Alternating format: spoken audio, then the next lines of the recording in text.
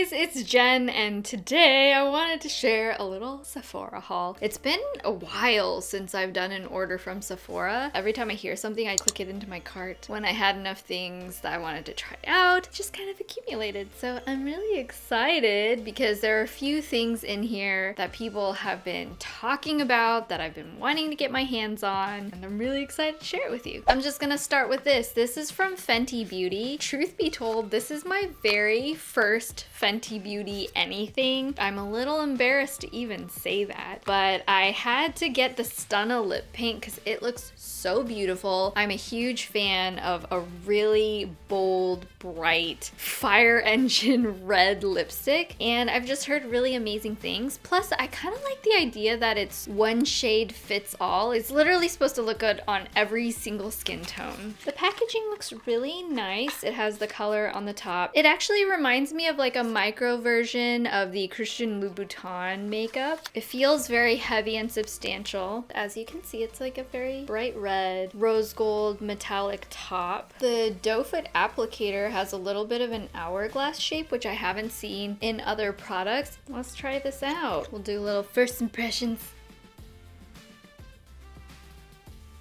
Overall, this is a gorgeous color. It's a very Snow White kind of red, a little bit less bright than I thought it would be, but I feel like this is a shade that is going to work on every single person. I really love it. It's a very classy and classic red lip. It looks like it's drying down really matte, not too sticky. The applicator, I love that it's little because it's really easy to see where you're applying it. I'll have to use this on my next date night. Next, I have the Becca Shimmering Skin Perfector. And I know this is a big shocker because everybody's obsessed with these, but I have actually never tried Becca's highlighters before. Everybody just thinks they're so amazing, so I thought I would buy a little mini version, which I feel like would be pretty good if I'm like traveling or just not to spend like so much money on just trying it for the first time. The shade is Opal, and it says it's a creamy luminizing powder that veils skin in a soft pearlized glow with a lustrous velvet finish. So far, it's about the size of an eyeshadow pan. I'm gonna call this a little bit of a golden champagne-y tone. I feel like this probably wouldn't work if you're much lighter skinned than I am. I feel like it's definitely working well for a medium skin tone. I already had some highlighter on my cheeks, but this is a little more of a golden shade. And I would say also a little bit stronger than what I had on. I think the color itself looks really pretty. I probably wouldn't recommend it for people who are much lighter than me, but if you're sort of like a medium or darker skin tone, Opal is a really beautiful color. I would also say that if you're a little bit more on the older side, more mature side, it does seem to be going into the cracks of any fine lines I have. So that's something to be aware of. And I just think that's because it is so extra reflective. But that is sort of an issue with quite a lot of highlighters out there. But if you're into that really strobed look, it's a pretty product. I'll have to experiment with it a little bit more to see if the fine lines thing is just because I applied it with my fingers or if it'll be different with a brush, but I'm pretty happy with the formula and I'm excited to keep trying it out. Next, I have a foundation that I actually have tried in a few other shades. I got it as a PR package from Dior. This is the Diorskin Forever Foundation, but they didn't actually send me the shade that I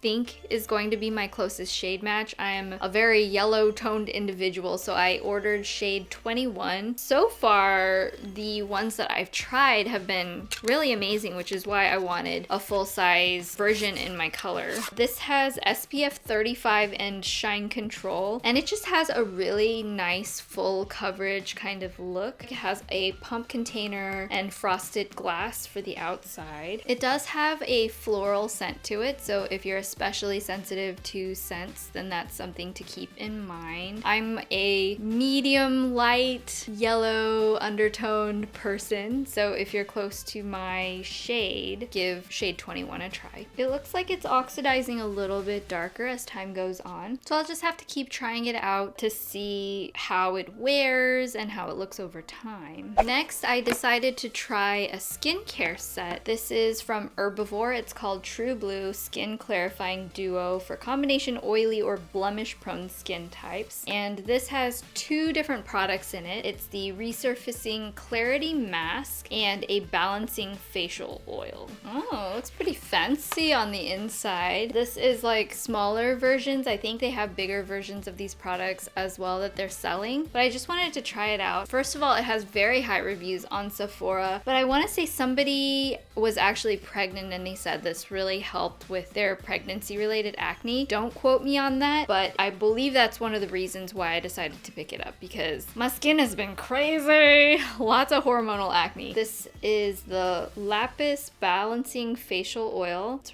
really beautiful. And then here's the mask. It says the star ingredient is blue tansy essential oil to balance and clear irritated, oily, and blemished complexions with anti-redness, antibacterial oil balancing powers. I could use some powers. I'm really excited to try these out. I've been all about using masks every like 2 or 3 days lately just because my skin's been so crazy. Not anything like really irritating, but it'll be fun to try this out. Plus it looks beautiful. It's a little greeny looking marbling on the inside of the cap there. A little bit of liquidy jelly texture.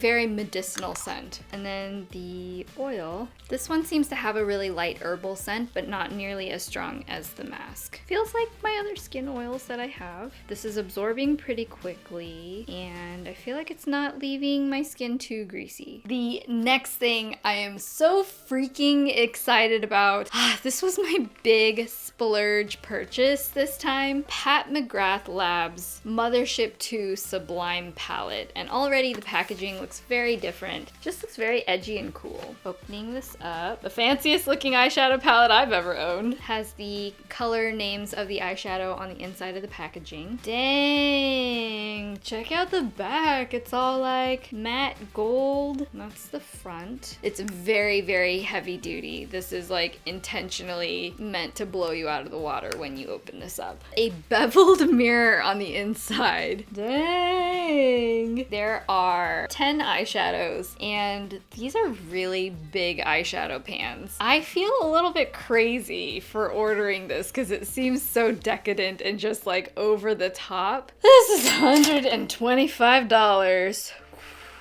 The curious side of me just had to see if any eyeshadow palette is worth $125. Basically, I kind of wanted to see why. I mean, I love Pat McGrath. All of her makeup has only had amazing reviews, but this is like next level packaging. None of my palettes I've ever had are at this level. Let's do a little swatch. I'm like hesitant to even mess up this beautiful, perfect pan because it looks so nice and so expensive. It's kind of a mixture of glitter shadows, satin shadows, and there are a couple of matte shadows. So the darkest 2 down here, this black and dark brown, those are completely matte. And then it looks like there's about 4 satin colors, and those feel like butter. They are so pigmented, very rich colors. This shadow right here just basically made my jaw drop. It goes from a salmon pinky orange color, and then it does a complete hollow shift to being lime green yellow, which is just really, really apparent and stunning. So I can't wait to do a really dramatic look with that shadow. And also this green one is like really pigmented, pow in your face, beautiful, very exaggerated colors. But in general, the reason why I picked this palette over some of the more dramatic shades is because I felt like it was a little bit more wearable, but still had a lot of like spice and liveliness to do something like a really crazy smoky eye with bright emerald green on the lids, or something that's like really poppin' if I want to do like a neutral eye with just a little something extra. But I have to say, it still feels super indulgent because it's so expensive and there's only 10 eyeshadows. I feel like I've just been so so spoiled with my Urban Decay Naked palettes and my Lorac Pro palettes and even the Modern Renaissance palette, which is like what I use almost every day. I feel like I'm a little crazy for having bought it, but I can't wait to test these out more. For the rest of my Sephora order, I just had a few different samples, so let's see what I got. Murad Oil Control Mattifier SPF 15. This has PA++, which is interesting because I feel like a lot of American brands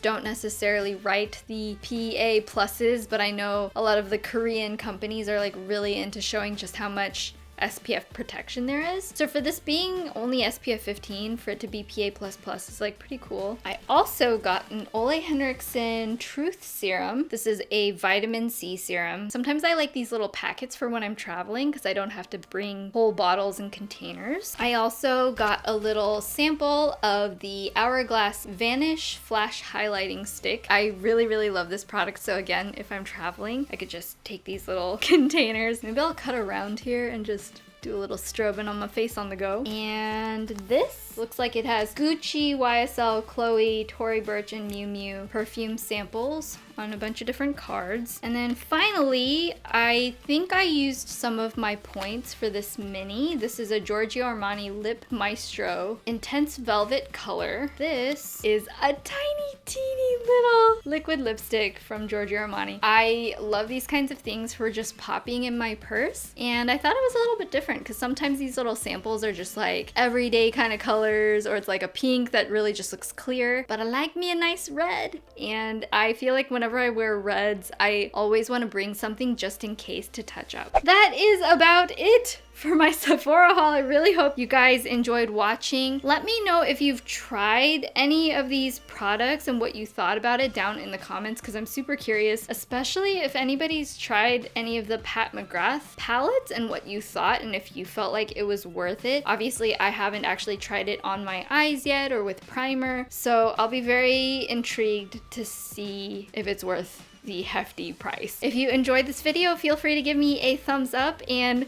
subscribe if you'd like to see me talk about more things that I'm trying out. I love you guys, and I'll see you in the next video.